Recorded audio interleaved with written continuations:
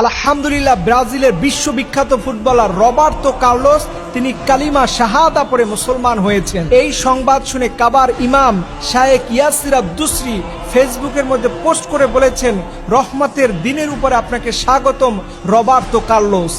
আপনি জাস্ট একবার চিন্তা করুন যে রবার্তো কার্লোস এই ফুটবলার কত বিশ্ববিখ্যাত একজন মানুষ হলে পরে কাবার ইমাম স্বয়ং তার জন্য দোয়া করে ফেসবুকের মধ্যে পোস্ট করেছেন। কিন্তু আমরা এই সংবাদ শুনে অনেকে খুশি হতে পারি না।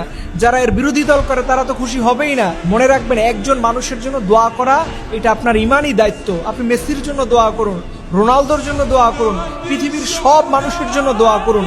ওরা ইসলাম গ্রহণ করলেও কোনো ক্ষতি নাই, না করলেও আপনার ক্ষতি নাই। বাট আপনি যে তার জন্য হেদায়েতের দোয়া করলেন, এর বিনিময়ে আল্লাহ তাআলা আপনাকে হেদায়েতের উপরে টিকে রাখবে।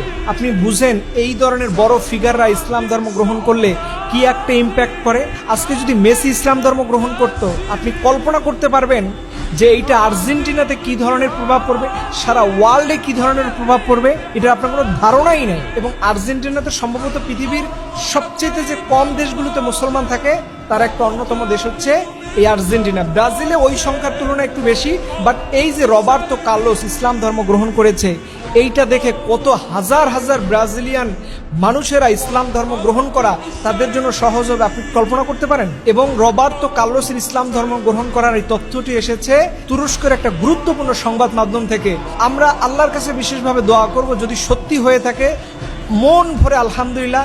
এরপরে যদি সত্য না হয়, এরপরে আমরা ভাইয়ের জন্য দোয়া করি রব্বুল আলামিন যেন অবশ্যই যেন তাকে আল্লাহর এই গোলামটাকে ইসলামের জন্য কবুল করে। আপনি একজন মানুষের জন্য দোয়া করবেন, আল্লাহ পাক আপনাকে হেদায়েতের উপরে রাখবে, ইহদিনাস সিরাতাল মুস্তাকিমের উপরে রাখবে। মনে রাখবেন আপনি মুসলমান হয়েছেন, কিন্তু আপনি সবসময় যে ইমানের উপরে টিকে থাকতে পারবেন এটার কোনো ধারণা নাই।